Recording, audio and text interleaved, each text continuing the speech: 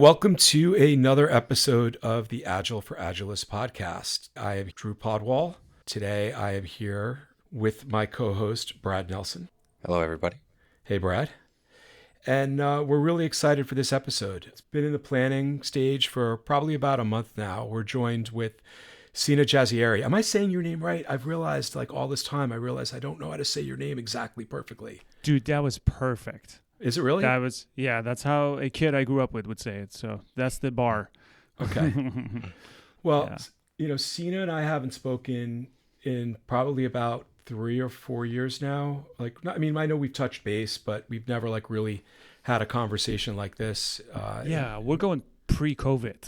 Definitely pre-COVID. Yeah. And I think it was 2017 or 2016, 2017.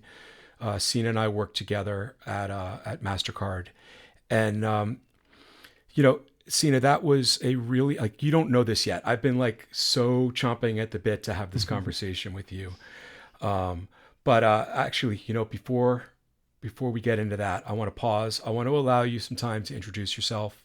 Tell us a bit about who you are. Tell us about the Drunk Web. Tell us about what's been going on. So let me hand it over to you. Cool, man. Yeah, I'll do a quick one. So, hey, everyone. My name is Sina. So, Drew and Brad were kind enough to invite me here. So, any opportunity to chat to any audience, if it's 3 people, that's good enough for me, is an honor. Because somebody wants to sit down and hear you make words with your mouth. So that's great.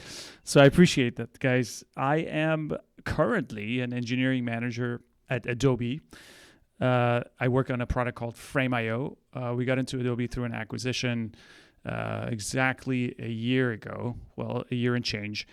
I oversee 4 teams at Frame.io, and it's been quite a journey. It's amazing. But like Drew said, before that, I was at MasterCard for about 5 years.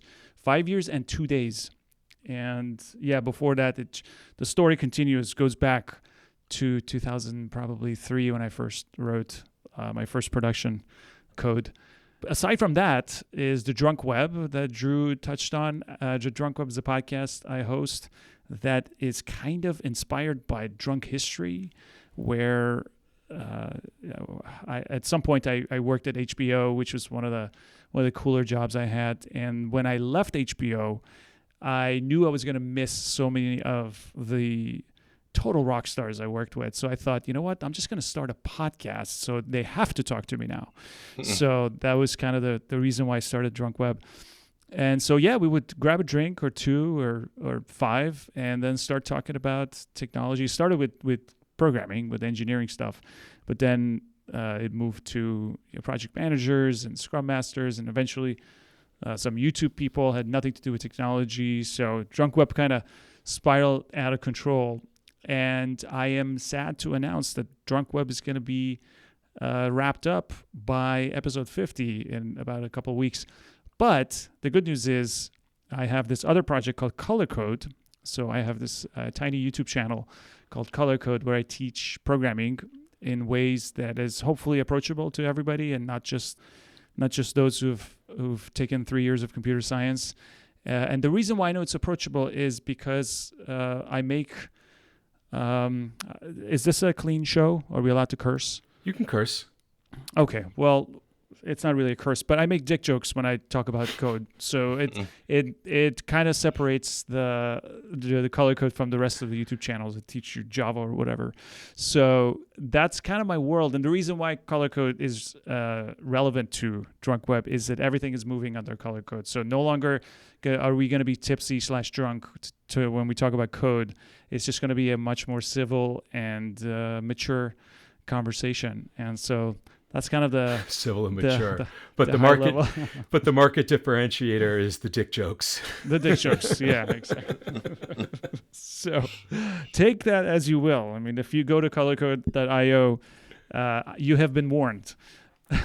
With that said, there aren't really that many jokes anyway. So that's amazing. Anyway, yeah, that's kind of a high level. That's awesome. Yeah. And you've always got such great energy, right? Everywhere you go, everything you do, that Sina energy, just pours out, which is actually the the root, right, of what I wanted to talk to you about today with MasterCard, right? You may have realized it, you might not have realized it, right? But for me, that was such a pivotal point in my career. It was the first time I'd ever gotten to work in an organization that was high agile maturity or high agile culture. You know, I feel like Bob and those guys had already done at least like 6 or 7 PIs, maybe. They'd done a few rodeos. They weren't doing everything perfectly, but there was inspection, there was adaption, and there was stability and predictability, which gave way for innovation and code quality. And so for me, I learned so much in that short year because up until that moment, Agile and Scrum, that was like this unicorn that maybe didn't even really exist anywhere. Maybe all the training that I had like it wasn't real, right? Like because I had never seen it in play to that degree of maturity. And then the other thing was like coming in and partnering with you. I was on the backside of like 12 years of being a project manager where your voice didn't matter, right? Nobody cares about what the project manager says. We have to fight for time with the team. And you had such a great way of framing things, like a real, not just like an approachability, but like a charismatic attraction that drew everybody into the room around you. And you were just such a great leader to both of the Scrum teams. And the thing that really stood out was, I don't know if you remember doing this or not, but we would go and sit in one of the pod rooms like once a week and just sit and talk about like what was going on.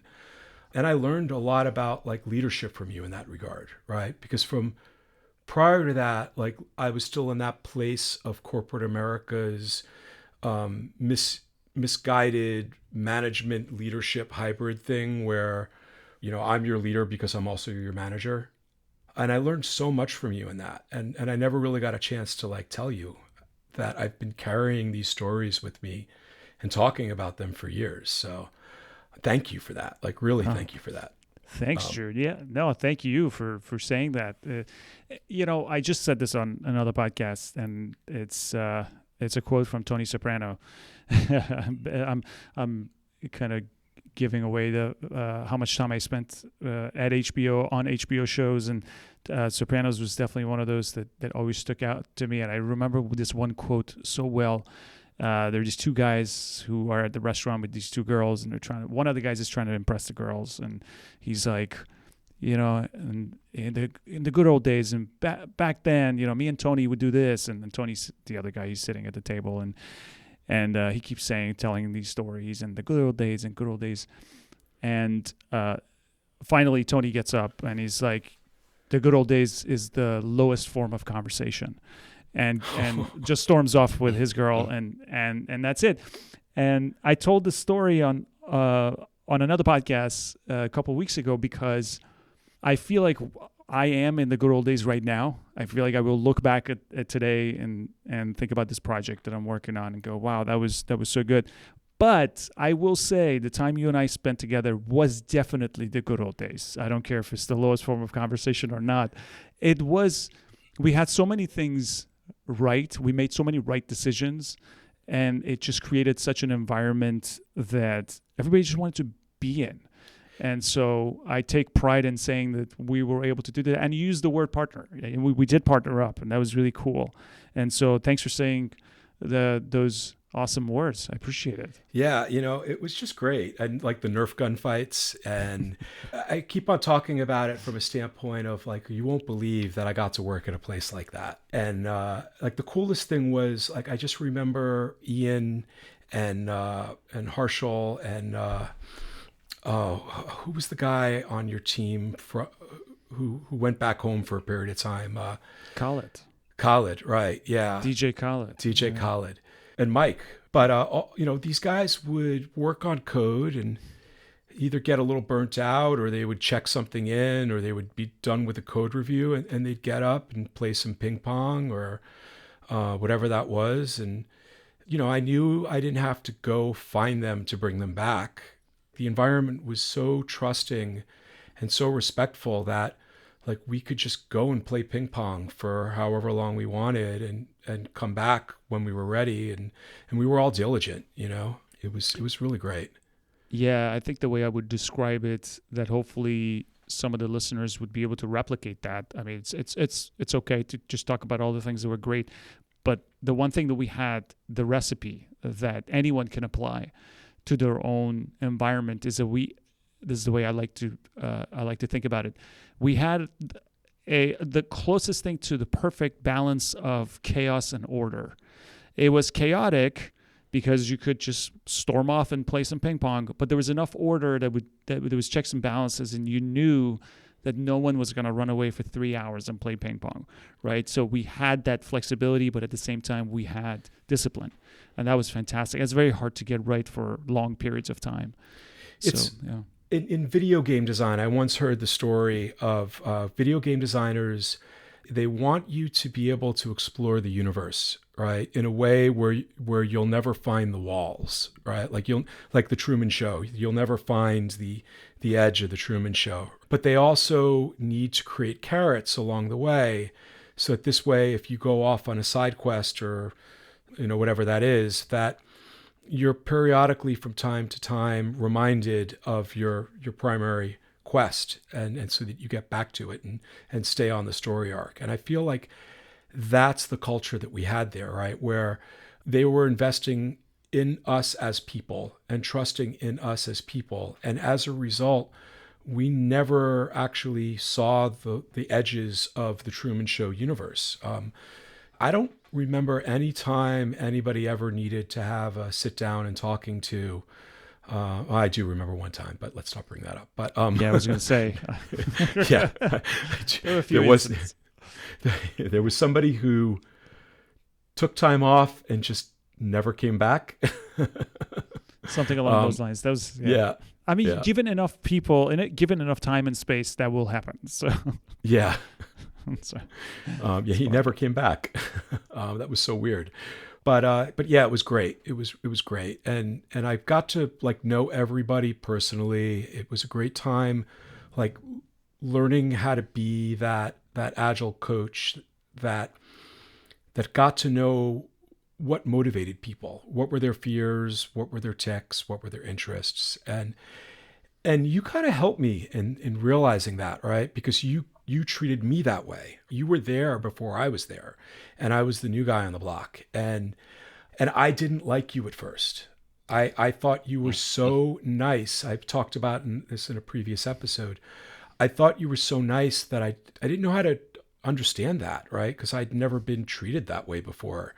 Yes, especially as a project manager. And it took me a couple of maybe a sprint or two to realize, no, he really is just a really nice guy who is interested in all the people who work with him and for him, and that's just that. And I could let my guard down and be vulnerable and learn while we did our job. So you're a great so person, Sina. You were really a great, yeah.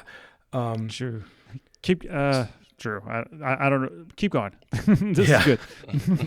Well, so tell us a bit about you've had many trips around the sun since MasterCard, right?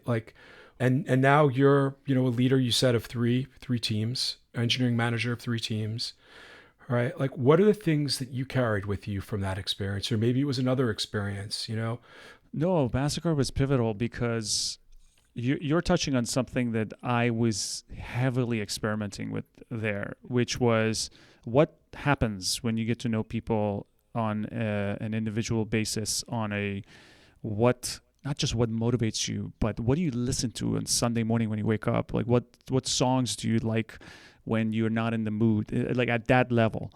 And it was an experiment, and it was something that I got the idea from a bunch of people I was following online, and they were like, this game is about treating each other like human beings.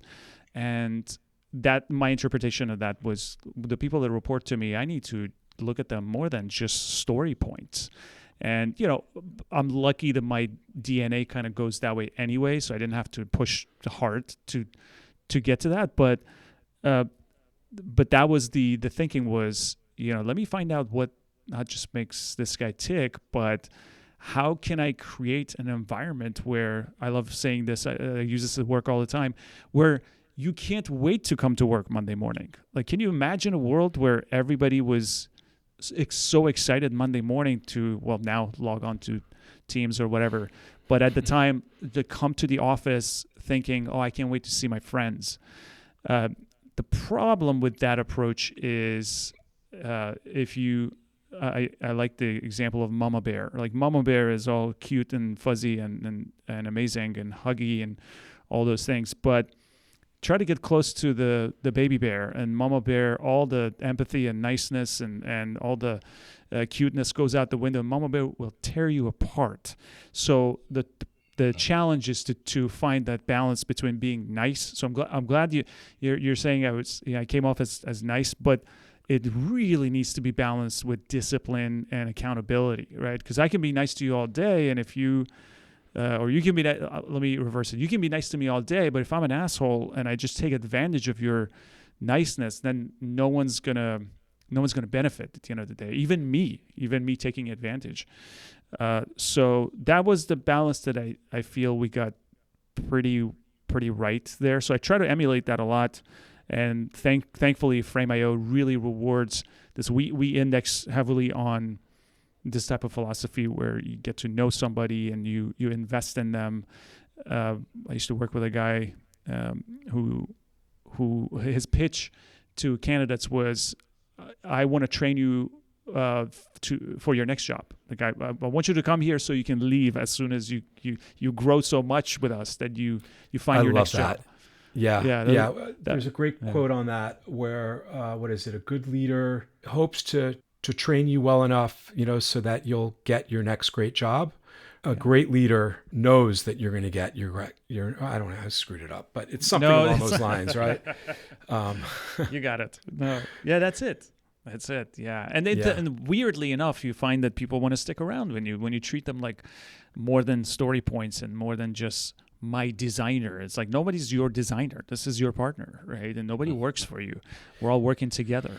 Yeah, I struggle with that because, I still call people my team, and I know that is not Agile culture, right? To say my team. But when I use the word my in my head, it's kind of like when I say you guys, and, we might be in mixed company. And to me, it's growing up in New York, guys just means people or folks or whatever that is. But when I say my team, I mean it in the same sort of way. Is like, I am on that team, not like I have ownership of that team, but I belong to this team and they belong to me and we belong together. And now I'm going to sing a Pat Benatar song, but no, I'm with you on that. I don't mean to pick out the specific word my. I don't think the intention is really there to say, like, you work for me, and guess what? In reality, we all work for someone, so that's totally fine.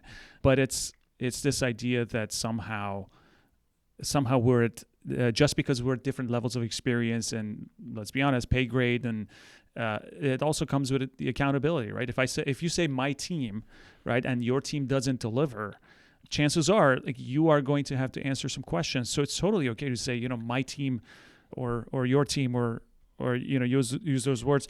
The point I'm trying to make is just that we're all human beings. If we can start to see that, a lot of things will just take care of themselves. Absolutely. So with the companies that you've worked at, tell me a bit about some of the Agile and Scrum experiments that you've tried.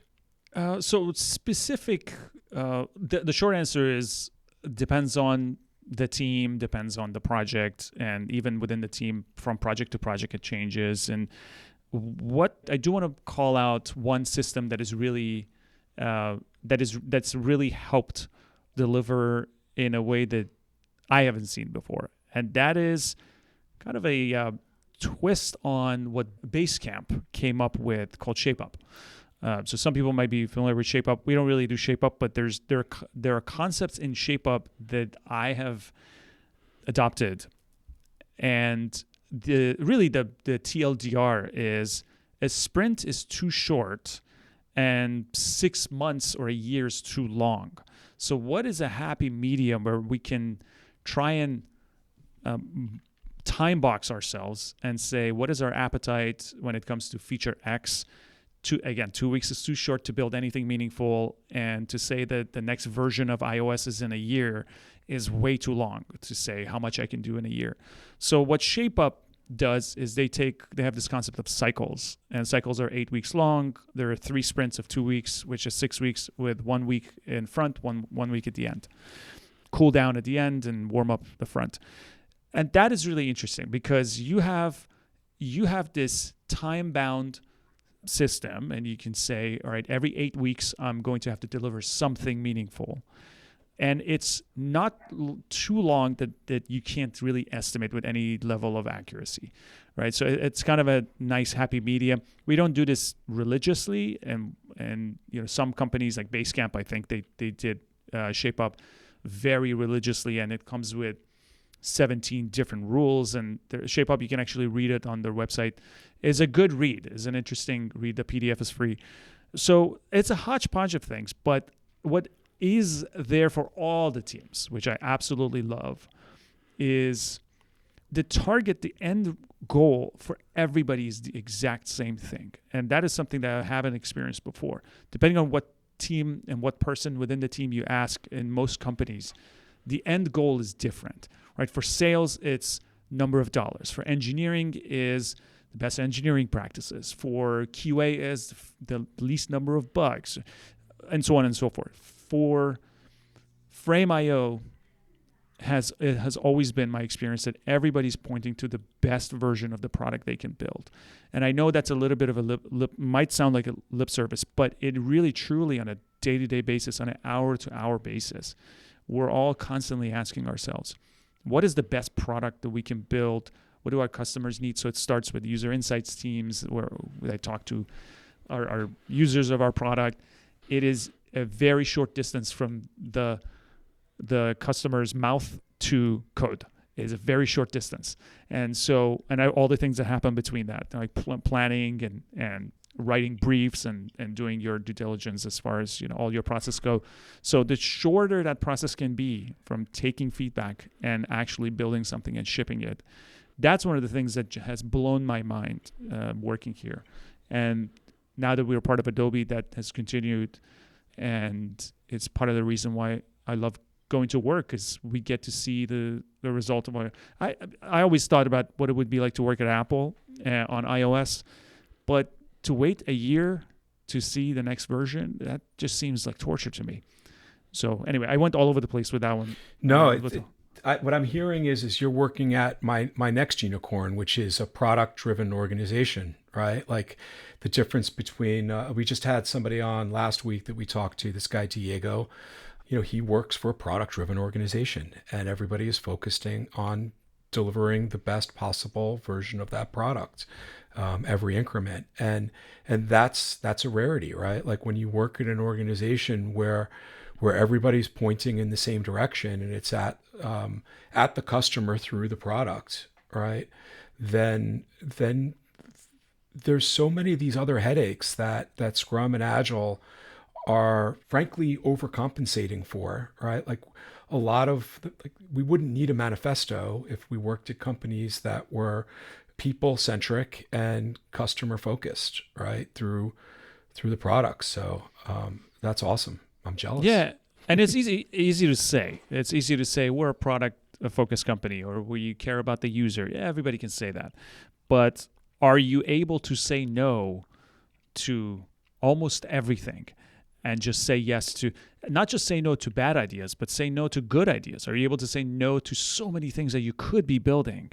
I mean, if you take any slice of Frame.io as a product, for anyone who is familiar with it, if you take any corner of Frame.io as a product, you could argue that an entire company can spend 5 years making that slice better. So there's so many things we could be doing. So the question is, how do we say no to all these great ideas and really focus on what truly does bring value at the end of the day? And that's hard. That's very hard. But at least we're all looking at the same goalpost, right? Well, the other quote I love is the measure of a great product manager or product owner is not what they say yes to building, it's what they say no to building, right? Because you can't build everything. And all too often, like I've been at many companies where the product manager doesn't have the authority to say, no, that's not what we should be building. Stuff is still chucked over the fence at them, and they got to catch it all. It's just their job to figure out the sequence and try to cram in as much of it as they can. So that's pretty awesome. All right, so tell me, have you worked with any great Scrum Masters recently? I haven't worked with the Scrum Master in a long time, and that's not to say that the ceremonies and all the benefits of having someone dedicated to the process isn't there. But as an individual person on a team with that title, I haven't worked with someone like that probably since you. So it's been a while. Well, I mean, the end goal for any Agile coach or, great Scrum Master is to get their teams to that level of collaboration and maturity where they're no longer needed, right? It's like one of those jobs where if you do a great job, you lose your job. So in these instances where you don't have Scrum Masters, what is it like for your teams to continuously inspect and adapt on their work and develop new ways of working with each other? Yeah, I mean, retros. Yeah, I would be alarmed if anyone told me, "Hey, we don't take a moment to look back at our 2, 3, 4 weeks and talk about it." That is very alarming. So that, in the absence of a Scrum Master, that is something that I personally have felt really strongly about anywhere I've worked, especially when you have personalities that aren't the best fit to work with each other, and we can't make any changes right this moment. We have to learn to play nice with each other. So let's talk about it. So yeah, retrospectives, no matter what you call it or how long it is, and as long as it happens, that is definitely part of the process. I like that part. Yeah, I think to me, what I always say is that I'll work with any organization, all right, and I don't care how sloppy things are, but we have to have a retrospective. That's my one sticking point, right? Like, as long as you give me that hour per sprint to sit with everybody to talk about like what's going well, what's not going so well, and what are the things that we can do differently, like I know that I have like the hooks in to at least then figure out where we go next and whatnot. But What's your? Let me ask you something. What do you hope to get out of retros, and is it always action driven at the end? well, okay, so there's a couple of things, and there's a lot of schools of thoughts on this, right? My personal perspective is that a retrospective, it's not just about the team. So it's things that are impacting the team, whether they're external factors or internal factors to a team. And I've worked with lots of Scrum Masters who are like, no, it's just the team internally. And so what I do with my retros is I like using, and it's funny you asking about this, is Diego, who was on last week, he had this tool called Teamworky that was phenomenal. It was a retro tool. It had NLP AI built into it years ago, and he's since shut down. But I open up my retro board digitally so that people can asynchronously put their items on the board at day one of the sprint. So what I tell everybody is, all right, the board's open. Let's, if you see anything that's working well or not working well or doing differently, or I always add a fourth column for shout outs, put it on there on a Tuesday or a Wednesday, right? Don't wait until the last day of the sprint. And then the day before the retro, I flip it over into voting mode so that this way people can vote. And then when we come into the retro, it allows us to facilitate a direct conversation on what's most important, and we can have a meaningful conversation. And so, yeah, if there are things that the team has decided they want to do differently or change internal, like we make that as part of, I always ask, like, do we want to make this part of the team's working agreement? And so we'll add it to the team working agreement. Or do you want me to help you guys to keep monitoring this kind of thing? If that's the case, it goes into the backlog. And then if it's something that is external to the team, then it goes into a team of teams level impediment backlog that gets escalated to the team of teams level. But I love retrospectives. It's one of my favorite of the Agile events, and I do a really good job of keeping them fun and making them relevant and useful. And it's because I know that if I'm the kind of scrum master who doesn't make sure that the things that are discussed have a place to go and that it's just not in a backlog that nobody looks at, right? If I don't make sure that the things that we're working on are actioned on, that they're not going to value the retro anyway, you know? So did that answer your question? Yeah. So you think the action is not it's that's not debatable. Like there has to be an action item at the end. There has to be an action item at the end, Yeah, right? I like that. Yeah, I like that. Yeah. Yeah. I mean, or an action or like a realization that creates self-actualization, like it could be an aha moment that the team has together that maybe just isn't specifically an action, but now they've learned something new about themselves and they're able to step into that new way of working. So Yeah, we're all trying to get to know ourselves, aren't we? Yeah. So thinking of retrospectives, I wouldn't say that that's necessarily a hill I die on. I feel pretty strongly that you should have retrospectives regardless of your approach. But I'm not gonna be the type of person that ever is like, you have to do this one thing always. I think it really depends on the team and the situation. If the team is showing signs of inspecting and adapting in some other capacity, I'm not gonna say that you then have to sit down for half an hour, hour and a half, whatever it is, as like a event/ceremony type thing. I do think that it's important to stop and kind of smell the roses sometimes, though. And so as far as action items go, sometimes I have an intent when I go into my retrospectives. It's not always, hey, how do we just improve? Sometimes it's, hey, we just accomplished something truly meaningful. Like, let's take a minute to stop and smell the roses. Sometimes the team's going through some really rough stuff. I think we've talked about this in the past, Drew. Like, I've done retrospectives where you're not allowed to say anything bad, which is all positive, because the team was just like really low morale. And so they didn't need to be criticized more. And so to me, it really depends on what the team needs. I don't do that often. I've probably only done that, maybe 2 or 3 times throughout the years. But to me, that's the job of a strong leader, whether it's a scrum master, whether it's a manager, is to understand what the team has going on in their lives and what they need right now. Yeah, I think that if you have a team that's able to inspect and adapt on the fly, right, that's able to have healthy levels of conflict that leads to resolution, that leads to innovation, I think that's absolutely wonderful. My experience, though, is that I haven't seen a lot of teams that are at that point yet, and I also feel like, and I know I'm tooting my own horn in saying this, is that I'm really good at facilitating retros.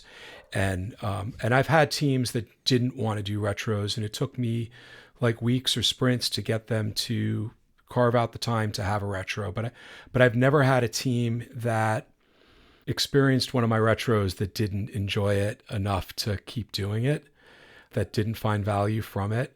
So one of the games that I've brought up before, I think on this podcast, but maybe not, is with the Scrum Masters that I've worked with and that I've coached is, they have things that they want the teams to see, to focus on and to learn and talk about. And I challenge them to, instead of, they're Scrum Masters who work for me, I never tell them that they're not allowed to do something, but I strongly discourage them from going into a retro and putting their own items up on the board, right? It's not their opportunity to turn that into a teachable moment. It's their opportunity to facilitate the self-learning and self-actualization.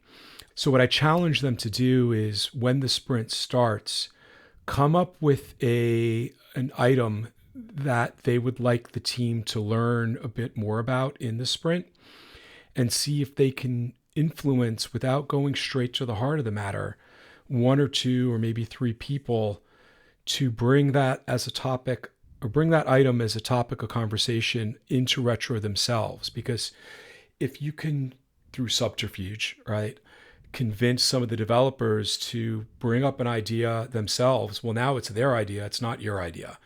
And Hmm. now that's how you get the permission to talk about things that might be sensitive.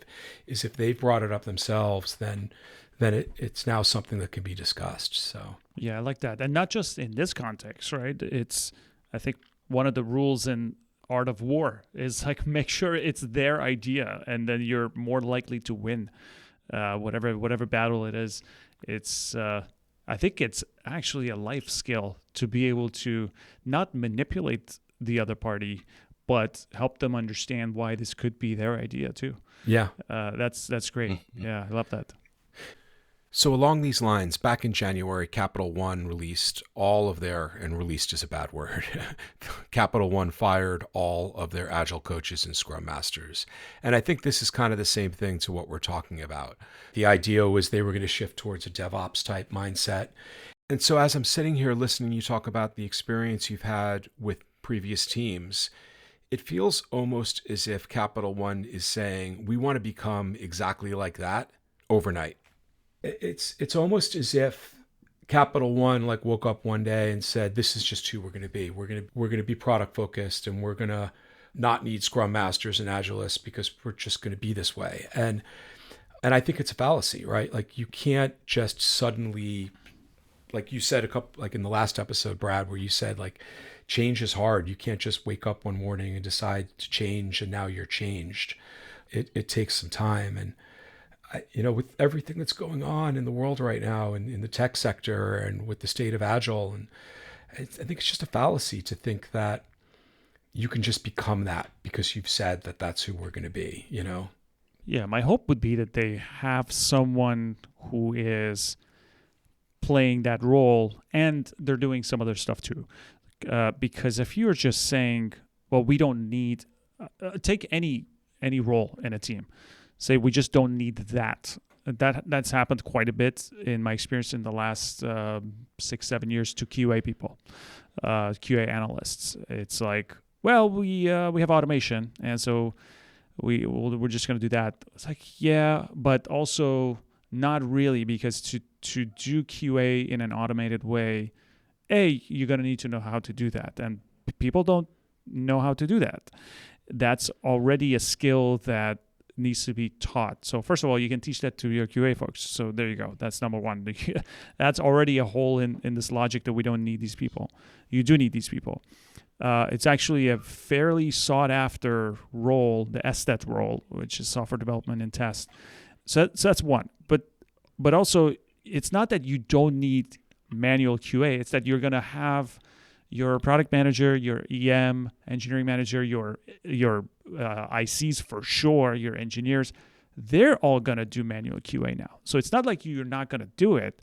It's just that you're not going to have a dedicated person that's all they do, right? So same thing with Scrum Master or EM. I've seen teams that don't have an engineering manager, but they have a very experienced tech lead that is kind of hiding as a tech lead, but it's essentially an engineering manager, right? So I think a lot of these teams that are pretending to get away with it and just eliminate entire roles, they're just asking other people to do that job. So it's not going to disappear.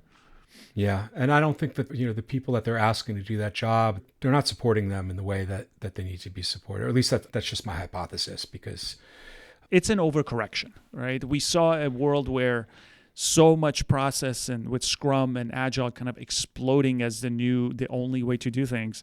A lot of companies just went out and hired a whole host of different people with different skills, and they woke up 5 years later and thought, why are we doing this again? Why does every team need the exact same number of process steps and process people? And so we overcorrected and said, well, maybe we don't need any of that. It's like, maybe like most things, the answer is somewhere in between. So I think we will see a shift in perspective about process. Engineers definitely love to complain about process, but you want to complain now, wait till you don't have any process and we'll see who's complaining. Yeah, this is a really interesting topic for me because we talk about cross-functional teams all the time. And a cross-functional team, a lot of times people think that means everybody on the team can do everything. And that's not what we mean ever. Right? If you're rounded and you can fill in, that's better. especially depending on the type of work you're doing. But what you talked about there, like moving quality left, is also great practice, right? Automation, using tools where you can. But that's something that I see in the Agile space, and I'm starting to see it more in the DevOps space, where engineers are like, well, I don't want to do everything. Like, there's a reason I do what I do. And I relate that back to your explanation of the product, how you're saying, like, yeah, we could do everything, but that's not a good idea. And I think that way is the same for a lot of developers, where if you want people who are able to be really deep in a specific area, because if you try to get them to be able to do everything, you're not going to have that same level of expertise on your team. So, I'm a veteran and I'm still pretty active in the veteran community. And there's a website called veterati.com where you could sign up and be a mentor, and randomly you'll get assigned an hour-long phone call. And I was talking to a guy yesterday who, I forget how long he was in the Army for, but he's getting out in like 4 or 5 months. He's got a computer science degree, special warfare in the Army, really smart, really bright guy. And he wanted to talk to me about like what I thought about him maybe taking the path to becoming a Scrum Master. And I said, well, look, here's the thing is, like, you could probably jump ship right now and say, I don't want to be a developer and become a Scrum Master. But I said, you should spend at least like 3 or 4 trips around the sun as a developer. And you should do that at as many companies that you can, right? Because it's the patterns of behavior and the different types of architectural decisions that get made that enable you to be a great Scrum Master, right? Or an Agile coach, or even a developer, right? Like, if you've seen those patterns at lots of different companies, then you get to bring that with you to the place where you're ready to shine.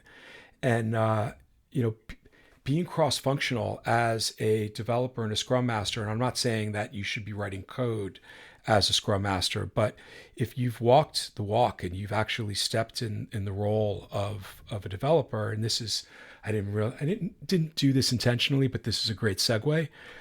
But if you've been a developer before, like, you instantaneously get that street cred from your developers as a Scrum Master. And so I am going to segue us, right? Because that's what I really wanted to talk to you about, Sina, or we really wanted to talk to you about is, you've worked with Scrum Masters, or maybe not, for a while now. You've worked with project managers, I'm sure. You've worked with product managers, product owners. To the Scrum Masters out there who have never been a developer before, who don't understand, never written a line of code, how do you recommend that those guys behave or develop trust with the team to show value? What is the value of a Scrum Master to you if you were going to have a team with Scrum Masters on it? What are your thoughts on that? Yeah. I think what you're doing when you are putting a technical Scrum Master or Scrum Master that understands code and has written code before, you put someone like that on a team, what you're doing is you are taking the distance that a message has to travel from one person to the next for it to make sense, and you're making that shorter. You're saying you two speak the same language, so the fact that you know how to code and you know how to code, that puts you in a better position to understand each other. So things translate easier from one person to the next. And if you take a step back and look at that statement, it comes down to communication. It comes down to us understanding each other. I was on a talking to some customers recently, and we were doing a retro, speaking of, afterwards, and everybody had their own insights about how their conversation went and what they thought the customer needs, and the customer was there too, and they were talking about how they felt, and literally every single person, after they gave their insights, it came down to communication. It came down to one human wanting to tell another human a thing, and how much trouble they had to go through to make that work. Whether it's a product like Photoshop, or a product like Facebook, or a product like Instagram, whatever it is, you're looking at an exercise in communication. And so when we're taking technical people who are not going to write code, but they're technical enough they can sit with engineers and do a whiteboard session, you're making that barrier to entry so much more easier. You're making that pairing session so much easier. So it's not that I understand what you're saying with the street cred. I totally think that's true. There's something to that engineers almost immediately give somebody a bigger chance, more of a chance to shine if they think that they understand their language. But that you could almost make that case for anybody. You could make that case for product managers. If I'm a product person, if I've done product development before, and now I'm going to be your Scrum Master. Let's just use the same role for that. That product manager probably feels a little more at ease working with me versus somebody who has never done that, right? So I think at the core of it, we're talking about how much bullshit do we have to go through before we understand one another, and especially if it's something technical and difficult, how much time are we going to save by just having somebody there who I don't have to explain what is back end versus front end, something simple like that. Yeah. So I think that's really the bulk of the issue there. And you bring up a good point, and I think that's something that MasterCard got right as well, was all of the product owners at MasterCard, did understand code, right? At least at the SQL level. They, I forget the guys' names. Do you remember their names? Do you know what I'm talking about? Well, I'm going to give a shout out to Ryan Crow. That's what I was talking about. Ryan Crow. Yeah, you were thinking about right? it? Of course, we absolutely. Were talking about Ryan Crow, yeah, like Ryan. Ryan was that product owner that he was the trifecta, right? He was the triple threat. He understood code. He understood the business needs. And not only that, he understood how to use Agile to manage a backlog and work to create features and stories with the team. Like all too often, I see companies that they put somebody in the role of a product owner or product manager who only has industry experience. They're the number one leader in the industry for that subject matter, but they have no idea how to communicate with engineers, and they have no idea how to write a feature or story. And it's just a disaster. I think that in those kinds of instances, the role of a Scrum Master, and I think a Scrum Master is a therapist for a team. They're not a project manager. They're not a product owner. They're not a developer, an architect. They're the lubricant that helps everybody come together. But in those kinds of instances where you've got that product owner that is just an industry expert and doesn't really know how to work with technologists and doesn't know how to craft a backlog, a good Scrum Master can partner with that product owner and help them grow and draw them in, right? The Scrum Guide says that a Scrum Master's responsibility is service to the team, service to the product owner, and service to the organization.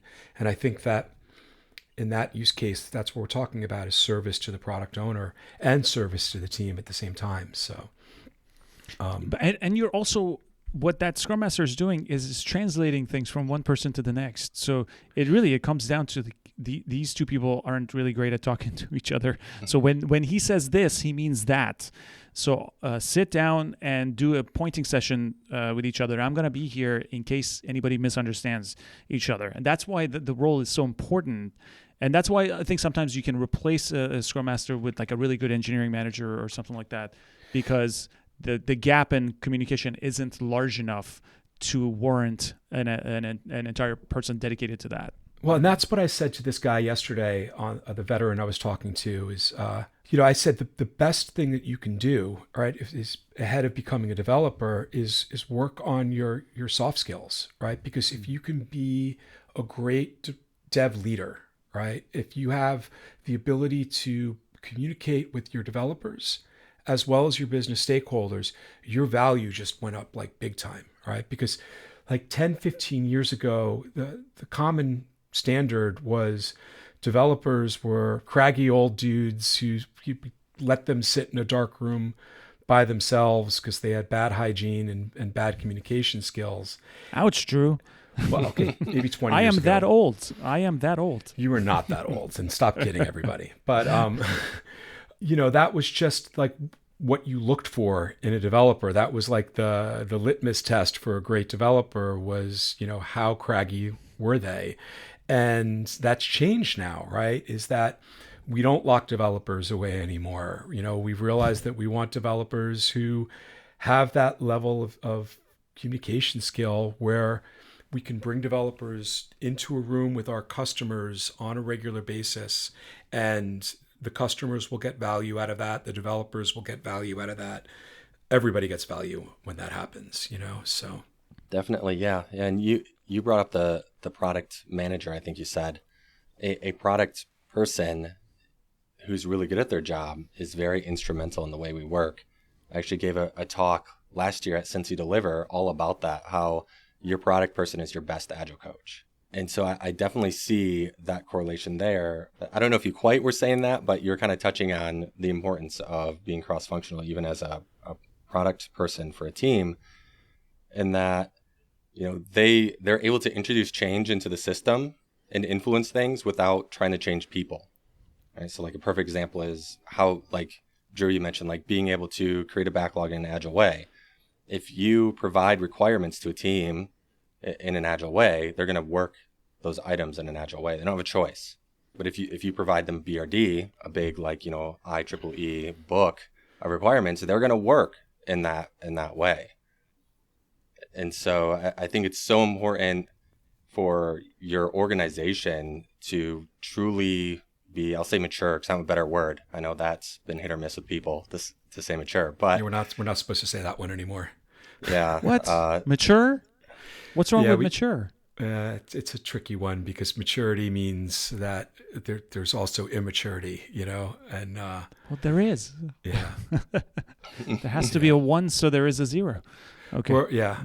There's a lot of agile words over the years that we're no longer allowed to say. The biggest one, and I kind of agree with this, is you used to call it backlog grooming.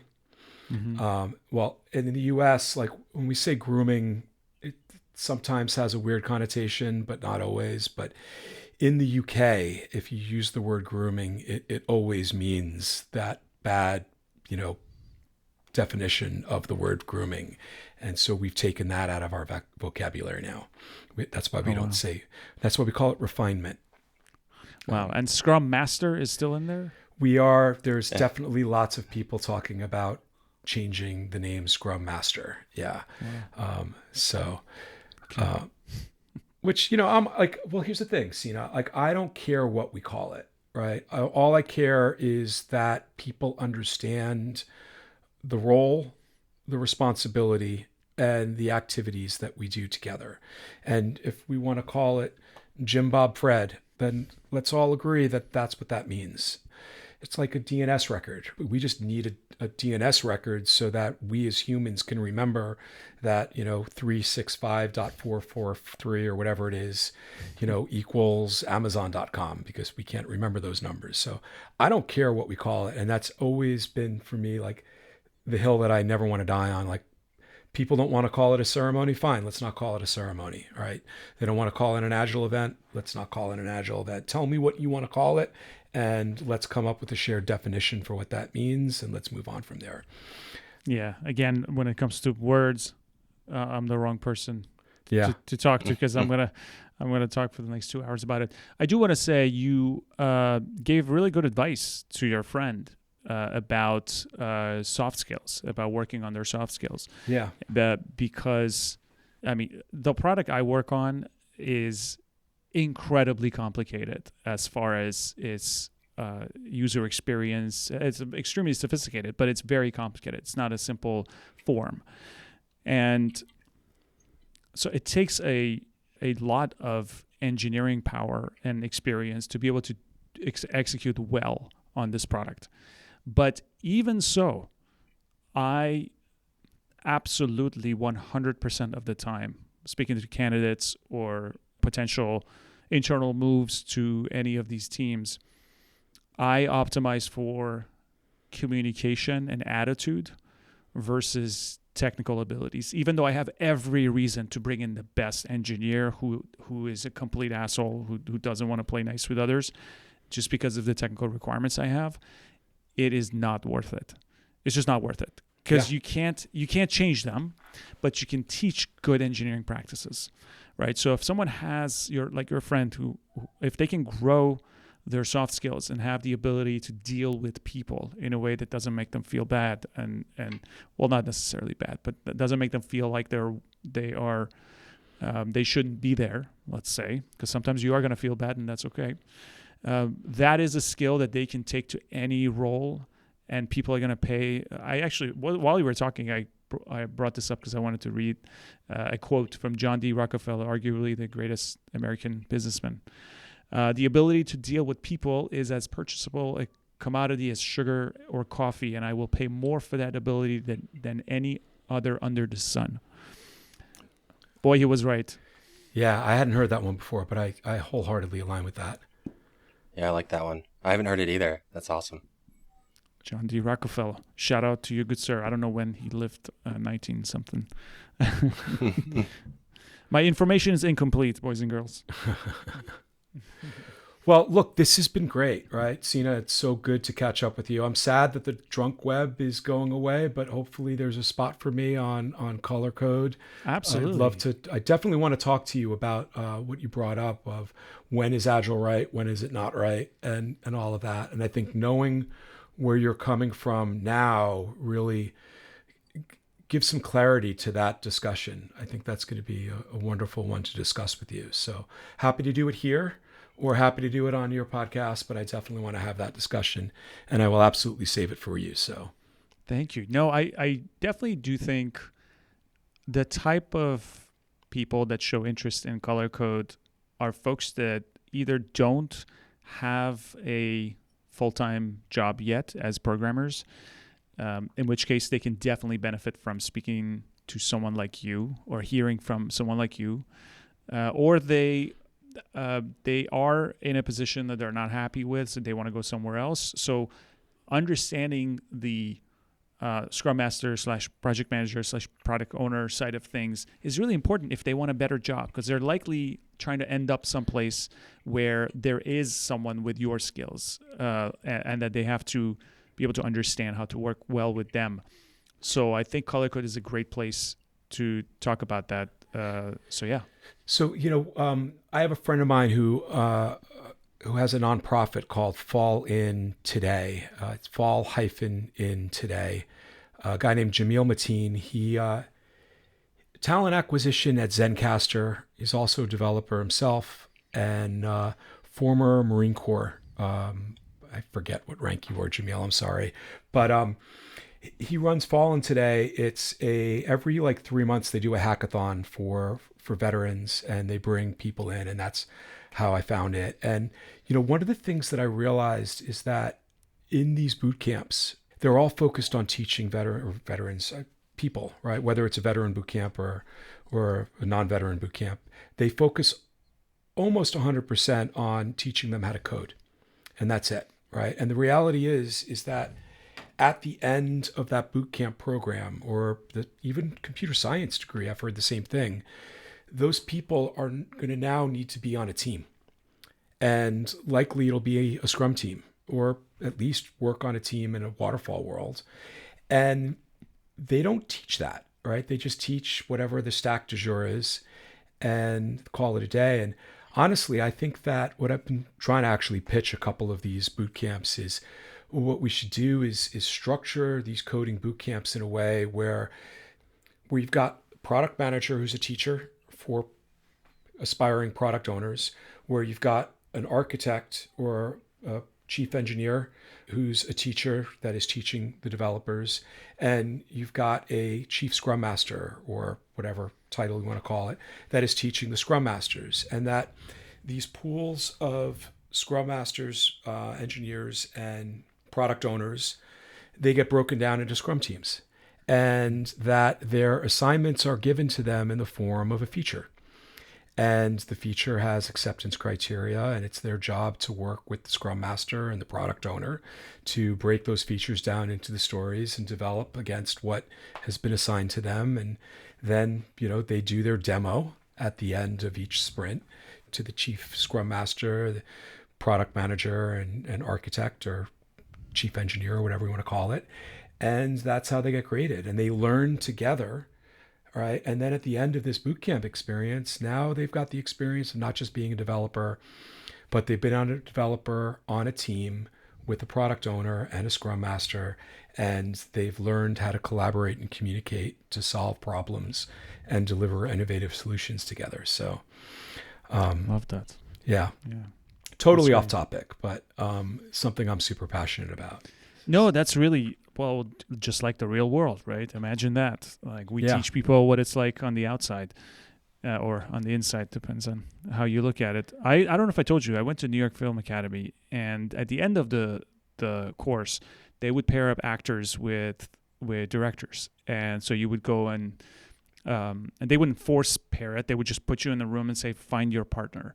And you would just go on to make films with each other. And it was the best part of that program was what happened after the course. And this is very similar to that, what you're talking about, which is, okay, we dump all this coding knowledge on you, even if you get to keep all that knowledge, which you can't. But even if you do, what are you going to do with it if you don't know how to be on a team? Like, that's almost useless. It's almost useless. So I love that. Did you know I worked at New York Film Academy for 2 weeks? No. What year was it? It was probably 2008 or 2009, and it was the shortest job I ever had. I worked, for Jerry Sherlock, who was the executive producer of Hunt for Red October, and also the president/owner, I guess, of the Film Academy. And after a week of working there, I realized it was the worst job I've ever had. and I pretended that I had an offer from another company that was, because I was too ashamed. I was unexperienced at the time, and I was too ashamed to step up to the plate and say, I'm sorry, this is not the right job for me. And so I had to come up with an excuse. And I told Jerry, I actually got a job for $40,000 more a year, and my wife would be really angry at me if I didn't take it. And Jerry said, I'll give you $40,000 more, like right there on the spot. And I was like, I already said yes to it. And it was so bad, so weird, so awkward. And he pulled out a bag of, like everybody had the track jacket and New York Film Academy hats and shirts. And he like opened up the closet and gave me like all of his swag, like everything. And I was like, I'm sorry, I just can't do it. Now Jerry knows what really happened. Yeah. Well, That's awesome. So, all right, let's get back to it real quick, and then we'll wrap up. What last licks do you have? What advice do you have on leadership, or what tips do you have for Scrum Masters or aspiring developers? Like, what's your meaningful insight, even though you already gave us that deep Rockefeller cut? Yeah, learn to play nice with others. That's a really good one. But a little bit more seriously, whatever is your craft, you have got to be spending time on it at least 20 minutes a day. That is my personal standard I have for myself. I'm not going to impose it on anyone, but if you don't do that, somebody else is doing that. And not to turn this into a competition all the time, but the truth is a lot of jobs that are lost are not brain surgeons. They're not people who are in need. And people who are in need are usually very good at what they do. So get really good at what you do. And if you don't have the desire to get good at what you do, you're doing the wrong thing. Find out what that thing is. And spend time on it. If you're a developer, you want to become a Scrum Master, just learn everything you can about the intersection of developers and Scrum Masters. Because like Drew said, when you end up on that team and you're talking to developers, they're going to feel closer to you, and they're going to want to work with you, right? So invest in yourself, and not in a woo-woo Instagram quote kind of way. Really invest in yourself, right? It's really important to get that one thing right. Just figure out what that is. If it's being a Scrum Master, fantastic. Be the best, coolest, most honest, most accountable Scrum Master you can be. No matter what you do, if you do it well, people are just attracted to you, and they wanna be around you. Yeah. So that's my 7 p.m. after 18 meetings day kind of wisdom I can come up with. So I hope that's helpful. No, that's absolutely gold, man. Totally gold. That's awesome. I do want to call out, so you touched on that you're using Shape Up. I think that's fantastic. I love Jason Fried and DHH. Any of their writings, I don't agree with everything they say, for sure. But the things that they do and they say are agile. When we think of like an agile way of working or an iterative way of working or building a learning organization or change or whatever word we're going to use this week, the things they're doing are those things. But it's so different than the way everyone else is doing it that it's always so stimulating to read the way that they're going about things, the things that they're against or for. So I'm surprised. I was very surprised to hear you say you're actually trying that, and I think that's awesome. That's very, very cool. And the other thing that I want to call out is like the exchange at the beginning where Drew was complimenting you, Sina. That's so awesome, and that's something that I think we don't do enough in our culture, in our companies, especially those of us who are raised with I'll say a toxic masculine background where you can't show affection of any kind to other guys. I think that's awesome, and that's something that a couple episodes ago I had shared some feedback on one of my team leads. He listened to it, and he was one of the guys I ran into yesterday and was saying how much he appreciated it. And if we're talking about controversial things, kind of off and on, Kanye West, I know is a controversial person right now, but he has amazing one-liners. At least he used to. And one of his quotes that I love is, if you admire somebody, you should go on ahead and tell them, right? People never get the flowers while they can still smell them. And so if you think about that, we wait until people are dead to compliment them and tell them how we really feel about them.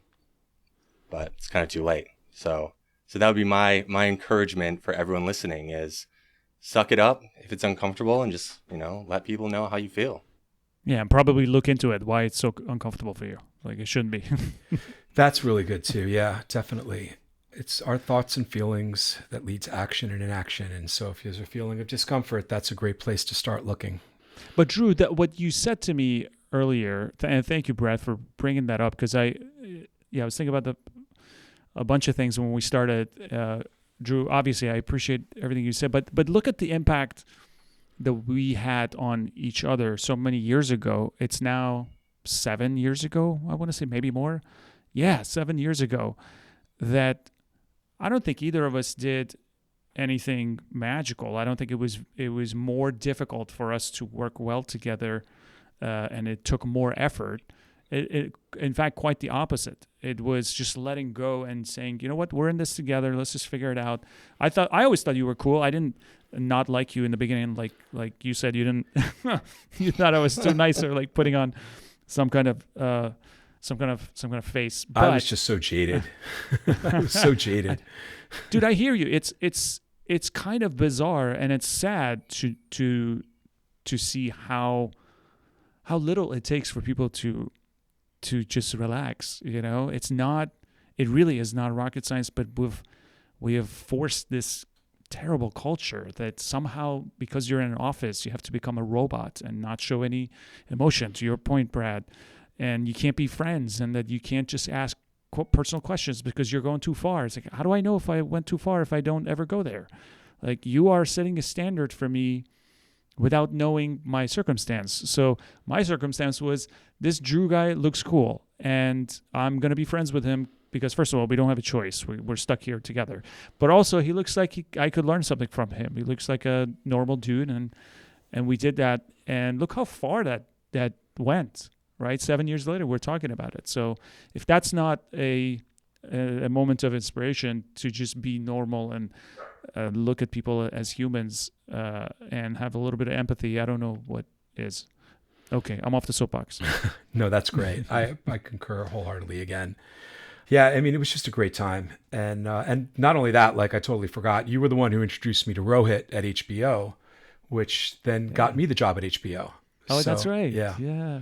So how was HBO? Did you have a good time there? HBO was culturally, it was great in many regards. We spun our wheels though. Like we were building out everything as a project, and it was so siloed, and they just were. What was wild was you were on the Max side of the house, and Max was looking at it developing a product, and I think that they weren't looking at it project based. And I wasn't on the Max side of the house. I was over on the mainstream part of the house, and it was just everyone was fragmented, right? There were like tech teams over here and tech teams over there, and everybody reported up to different like SVPs. And so if there were discrepancies or dependencies that crossed silos, like the project manager had to escalate it to the director, who then had to escalate it to the SVP, and you had to hope that they cared enough to talk to the other SVP so they could duke it out, come up with a decision, and then spilled back down the silo chain again, and you're there kind of like waiting with your hands out, hoping that the decision is in your favor. And spoiler, it resulted in nobody's favor. So. But it was really meaningful work to be that close to a streaming platform as great as HBO Max. The amount of data that we were dealing with was just tremendous, and the amount of permutations for how that data needed to be stored and served up was just, it was a massive, massive effort. And so it was great to be a part of that. But I will say that I pulled out a lot of my hair because it just could have been so much easier, and we could have gotten so much further had we just adopted a product-based mindset as opposed to a project-based mindset. Well, you still have plenty of hair, so you're Yeah. good. Well, it's because I'm doing the swoop. I've actually, but yeah, man. Well, look, this has been great. We've definitely been on for a while now, and these things get long, as you know. Your podcast, you try to keep it to like 30 minutes, I think, right?